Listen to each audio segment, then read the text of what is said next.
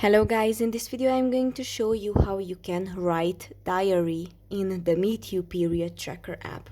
If you open the app, you have to go to the bottom middle icon and open the calendar.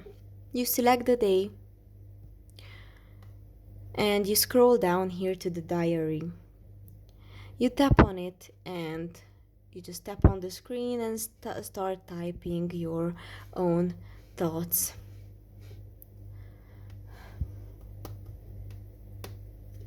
And on the top right corner, tap on all. You can add your today's mood, and if you open it you can read it always. That's pretty much for this video. I hope it was helpful for you. If it was, please consider subscribing and see you in the next one.